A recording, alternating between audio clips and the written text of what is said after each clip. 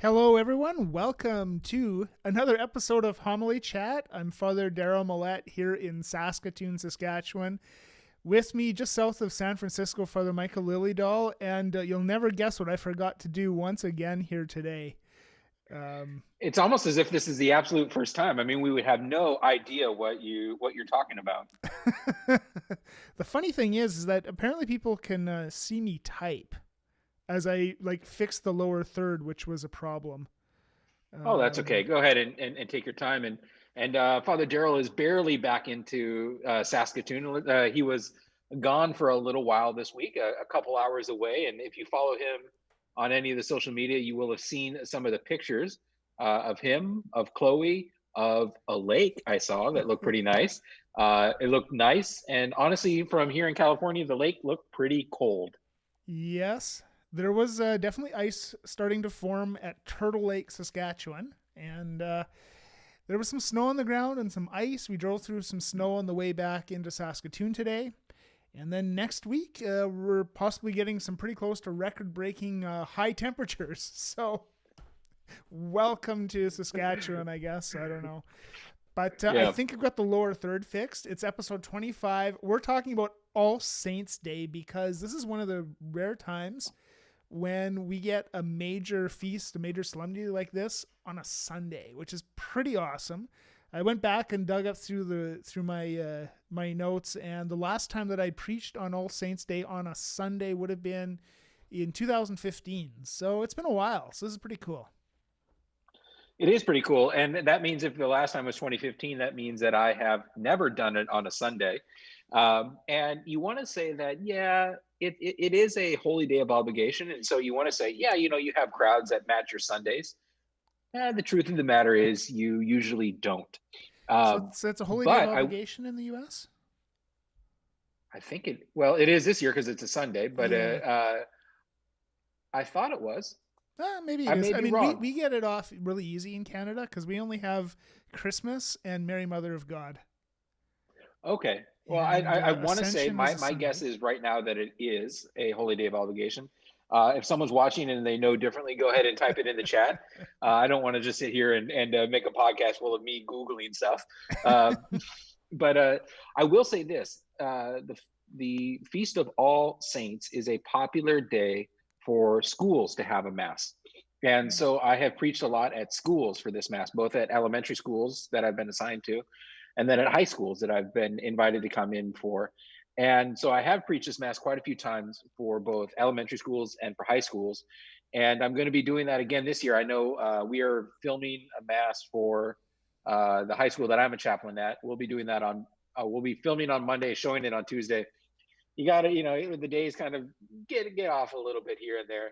And then we'll be doing a mass on Friday for a different high school. So the homily I get to preach on Sunday is kind of a warm up for the masses that I'll get to preach again on Monday, which is All Souls Day, Mm-hmm. and on Friday again. But I will say this: these readings merit preaching multiple days on because they are just there's so much there. There is so much there, and so there. I think there's actually so much there. Let's not even dawdle around enough. Let's just get to it. Beforehand, Father Darrell and I were talking, and he said that he was going to preach primarily on the feast itself, but also the first reading. And so I will read the first reading for him. And I think when it's my turn, as always, I'm going back to the gospel. But let's take a look at that first reading. It's from the book of Revelations. Or sorry, not Revelations plural, the book of Revelation singular. Right. So a reading from the book of Revelation. I, John, saw another angel come up from the east, holding the seal of the living God. He cried out in a loud voice to the four angels who were given power to damage the land and the sea. Do not damage the land or the sea or the trees until we put the seal on the foreheads of the servants of our God. I heard the number of those who have been marked with the seal 144,000 marked from every tribe of the children of Israel. After this, I had a vision of a great multitude, which no one could count, from every nation, race, people, and tongue. They stood before the throne and before the Lamb, wearing white robes and holding palm branches in their hands. They cried out in a loud voice, Salvation comes from our God who is seated on the throne and from the Lamb. All the angels stood around the throne, and the elders and the four living creatures. They prostrated themselves before the throne, worshiped God, and exclaimed, Amen. Blessing and glory, wisdom and thanksgiving, honor, power, and might be to our God forever and ever. Amen. Then one of the elders spoke up and said to me, Who are these wearing white robes, and where did they come from? I said to him, My Lord, you are the one who knows. He said to me, These are the ones who have survived the time of great distress. They have washed their robes and made them white in the blood of the Lamb. The word of the Lord. Thanks be to God. And I don't know if you can hear my dog in the background there or not, but Just a little bit. That's okay. yeah, I suspect it's probably a cat or a person or a plastic bag or something outside she decided to bark at. But anyway, no, this is, I mean, it's such an amazing reading, right? This vision of the heavenly throng. And when I was thinking of All Saints and, you know, this reading, and also with the opening prayer, which again talks about the prayers of so many intercessors, you know, the great throng of the saints, the holy men and women who've gone before us. My thoughts immediately went to something that sadly we don't get to experience in Saskatchewan this year.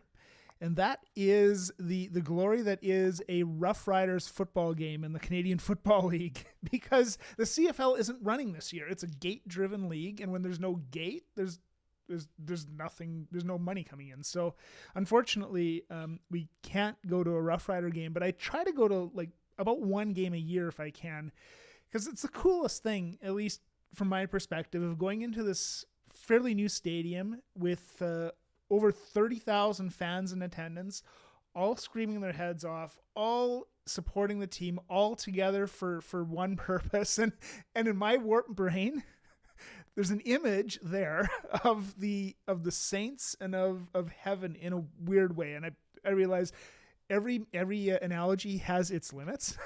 I'm not saying the Rough Riders are God. I want to make that very clear. But you know, the idea of everyone just being kind of joined together and screaming their heads off and just being all together for this one purpose kind of comes to me. And I've been thinking about it a lot in terms of especially what the world is going through right now. You know, what we've been going through for the last number of months. I know that it's been difficult for pretty much everybody, what's been going on. And I love this reading because I think one of the things it shows is that we're not alone, that we are truly surrounded by a great cloud of witnesses, the great heavenly throng who are there in heaven, praising God eternally, which is awesome. We hope to join them one day. But I also think that they're very much cheering us on too. You know, and as I'm at a football game, and Father Michael, I don't know if you've experienced this at a football game, any sports game really, how much the crowd can affect the game. Mm-hmm. Absolutely. Especially, you know, at a football game, the crowd will absolutely affect the game. And the Saints, in a very real way, they're with us every step of the way.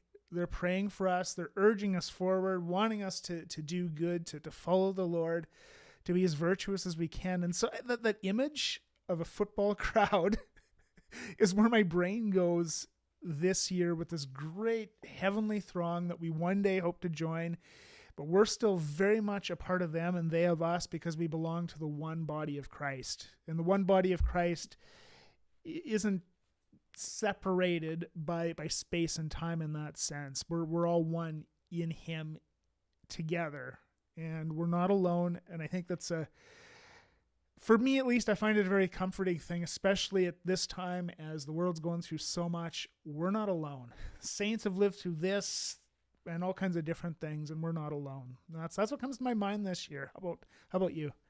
No, I like it. I mean, I've been to a number of football games, both NFL and college games. And when you're talking, the first thing that came to mind was Penn State. So the Pennsylvania State University, in the middle of the state of Pennsylvania, their stadium holds almost 100,000 people. And every year for one game, and it was supposed to be this weekend, they have what they call the whiteout game. which everyone wears white. And if they have a white hat or a white wig, or they put, white face paint on. And so the whole stadium is just covered in white. And I was picturing that because when you were talking about, a Rough Riders game, I was thinking, well, you might have a green out, but the readings today talk about wearing that white robe. And so my first thought was, oh, you have the kind of that white out like at Penn State. And I was thinking, now I've gone to two different colleges that aren't seminaries, and neither of them have a football team. And so my only real college football experience is when I went to visit my brother. My brother went to Texas A&M, and so I went to go visit him when I was in the seminary, and we got to go. It was over Thanksgiving weekend, and it was the final time that Texas A&M played the University of Texas. So you can see it's a natural rivalry game. It's over Thanksgiving, which in the United States is kind of a big football weekend. And I remember we got into the student section, and this was, again, a huge stadium, probably, seats 85, 90, Yeah. 100,000 people or so. And they're known for what they call the 12th man, this kind of crazy fan atmosphere.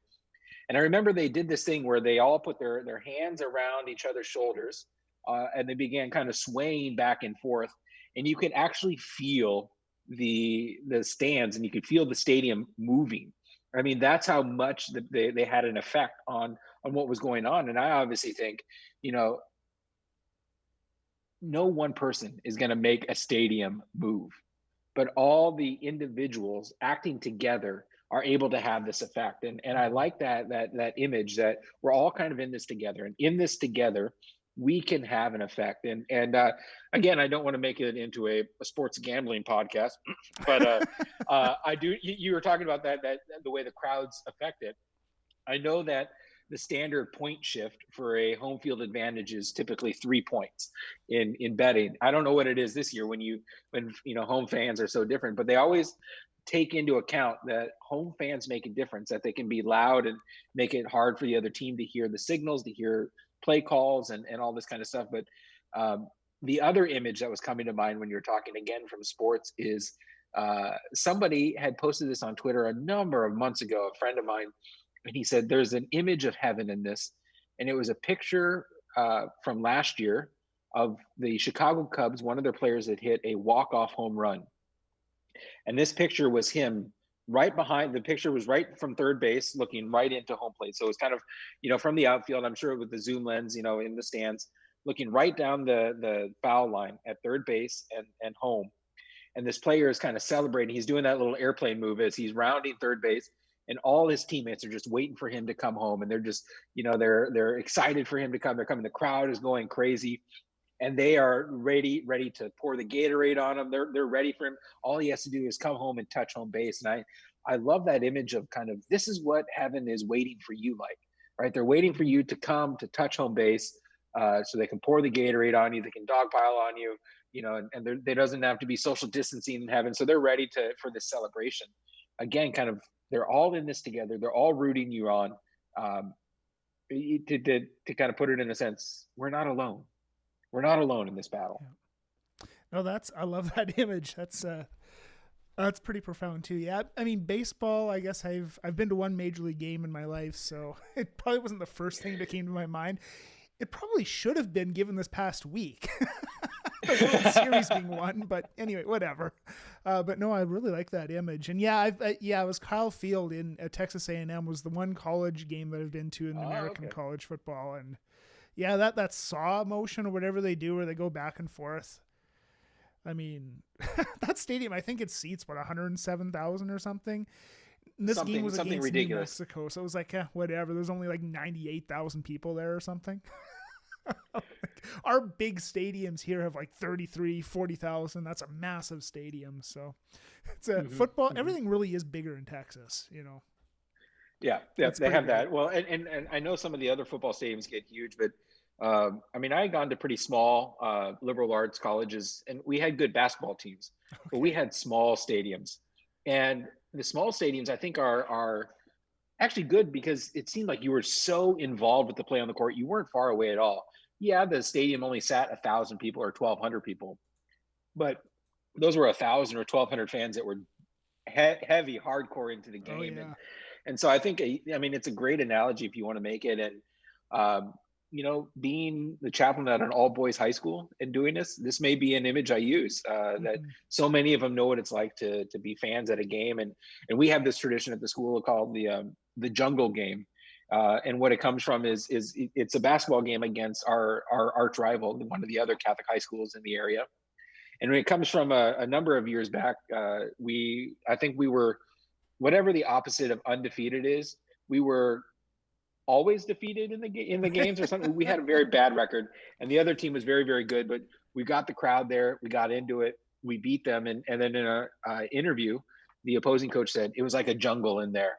And so ever since then, they've used that kind of jungle theme, that jungle motif for this game. And everyone will dress up and they call it the jungle game. They get very, very excited. So I may kind of reference some of that in the homily for the school as well. Um, but you were also talking about something, these kind of citizens of a city, and I was um, calling to mind, and I was telling you beforehand that I like looking at, especially on days like All Saints Day, where you have a proper preface, and you have we even have so the proper preface today, or for All Saints, right?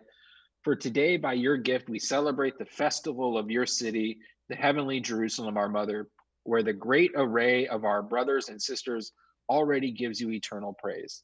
And I think Mm. that ties in very, very well with what you were talking about. Yeah, and continuing on with what you were with your the baseball analogy, towards her we eagerly hasten as pilgrims advancing by faith to home plate.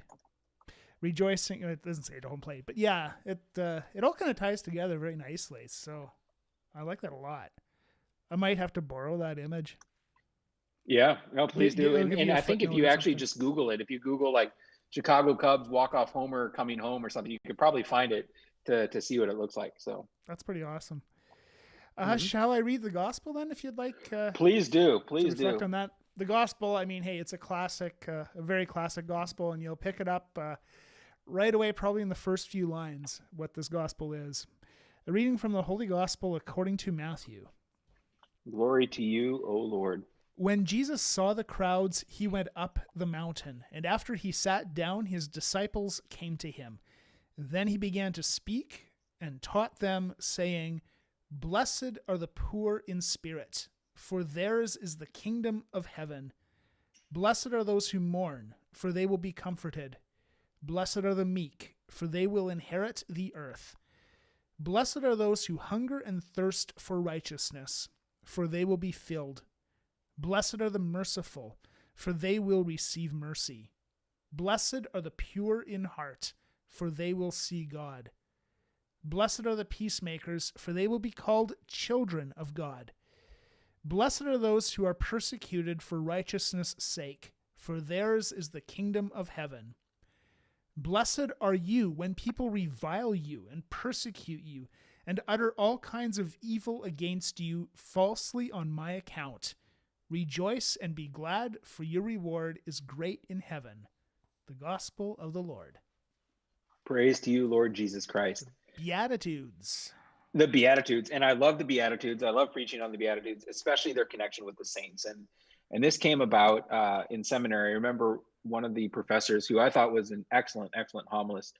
I remember one time in class, he just kind of, as an aside, once said, well, what are the saints except people who give flesh to the Beatitudes, right? People who kind of give incarnation to the Beatitudes. They take the Beatitudes and they live them out in the flesh. And so I was thinking about even just very quickly saying the Beatitudes are our recipe for becoming a saint. And if you look at it, you can almost have a saint for every Beatitude. Blessed are the poor in spirit. Well, who epitomizes this better than, say, Saint Francis of Assisi? Blessed are they who mourn, and I have to think of a saint, but there is a saint that kind of could be in every single one of these. Blessed are those who hunger and thirst for righteousness. Saint Oscar Romero down in El Salvador. Blessed are the merciful. Pope John Paul II, right, meeting in the prison cell with the man who shot him and forgiving him. Blessed are, and then you get to the end. I think blessed are they who are persecuted for the sake of righteousness. And I think you can even bring in the attack in France, from yesterday of those who are, persecution in a little bit broader sense, but the reason that they were stabbed is because they were going to mass. if they hadn't been going to mass, they wouldn't have been in that church at that time. There's something there that the saints are, and one of the things I would try to do I always try to do this with the saints is to say, well, we find some saints from the 1200s, like St. Francis of Assisi. Maybe we have some of them, but you have a lot of these kind of modern saints. St. Oscar Romero is in the 20th century, John Paul II, the 20th and 21st, early parts of the 21st century. And this is another thing I always like to do at schools is I like to say, I always wanted to be a saint, and so I thought, when I was kind of first got back into the faith, and said, well, I want to be the next Saint Augustine, right? I want to have this kind of conversion and be all in, and then in the seminary, is like, well, I want to be the next, Saint Thomas Aquinas. I want to be this great scholar and do this, and you get to a parish, and you're kind of like, I want to be the next John Vianney. I'll spend 20 hours a day in the confessional, and just with my baked potato to warm my hands, and that'll be my sustenance, and to realize that it's good to have that inspiration, but in the end, I'm not called to be Saint Augustine. I'm not called to be Saint Thomas Aquinas. I'm not called to be Saint John Vianney. I'm called to be Saint Michael, and not the angel, Saint Michael, me. Yeah. Yeah. You're not an angel, as far as we know. Yeah. And so I kind of want to make that point to the people as well, right?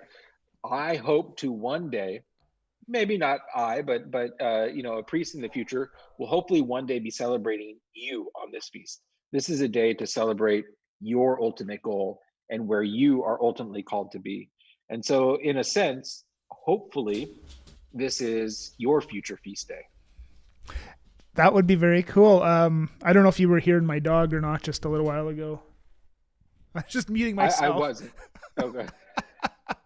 But I think I have a thing in my, because we're doing this via Zoom, that when I talk, I can't really hear what you're saying. And so if I'm talking and Chloe is talking at the same time, I don't get the chance to hear her. So. Yeah. And I don't have an easy mute button on my microphone. I got to turn my gain down and then try to get my volume back to what it was. Which takes a little bit of time. Basically, today you're again seeing all the behind the scenes on this one. Editing a lower third graphic in real time, adjusting audio levels, and anyway, has nothing to do with All Saints Day. But no, I mean I love that direction of going for this homily as well. As Jane was saying in the comments here, it's like a manual on how to experience heaven on earth. Yeah.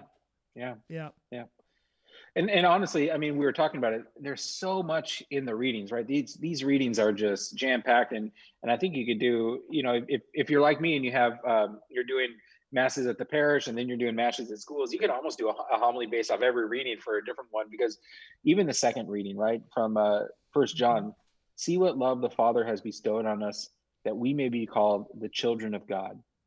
Yet so we are. And I'm teaching the Gospel of Mark in this high school class that I'm teaching, and we got to the part a couple weeks ago where it says, the Jesus's brothers and sisters were outside, kind of listening to him preach, and people said, Jesus, your mother and your brothers are outside. He said, well, who are my brothers and sisters except those who do the will of God? What does it mean to be a brother or sister of God? What does it mean to be a child of God? To do the will of God. Yeah. And that's what the saints did. Is that will was different for each and every one of them. It's different for me. It's different for you. But that's what they have in common, to do that will of God, to be called children of God. And I like that image as well. I think I preached on this at a daily homily a couple of days ago, is there's a lot of relationships between different cultures when you hear about the relationship between God and human, right? You have creator, created. Some places it's kind of master slave. Some places it's like chess master and pieces on a chessboard. But we don't use any of those. The one we use is revealed by God is children and father. And that's just a remarkable relationship that is drawn out here in the second reading, that we are children, which means God is a father, and the perfect father, the perfect loving father who gives everything for his children, in the end gives his very self. And so you can even do a homily right there as well. Yes, you could. I mean, that kind of touches on the psalm in a way too. Lord, this is the people that longs to seek your face or see your face, right? I mean, it's fascinating, our faith. We hold all these things together, in kind of a healthy tension, that God is completely other, and yet God is someone who we want to see his face. God is completely other, and yet we use a family term, and Jesus uses a family term to describe him. God is completely God, but yet he was born as one of us. We hold all these things together, and I think the saints held these things together, maybe not always intellectually, but they lived the reality. So yeah, I think that's right. And when you're talking about that God is completely other, we have access to God not because of any of our not of any of our own talents, our own intellect. We have this kind of access to God straightly or purely because of God's love for us, in that his revelation of himself to us, the incarnation, is all part of the love of God. That if God did not love us, he would not allow us this kind of access to call him Father, this access to see his face in Jesus Christ, this access to participate in the grace and in the life of God. And so it all comes down to God's immense love for us. Mm-hmm. And then we get to respond to it, which I guess is kind of the crux of the whole thing, right? Is that the saints, what did they do? They responded. They received the love of God and responded to it, each according to their own call. Yeah. So it's kind of one of those weekends where there's a lot of directions we could go. And how many homilies should we say preach at one particular mass? Good luck. Yeah, exactly. So I have done this before. I think this Sunday I have the Sunday Vigil Mass, and then I have one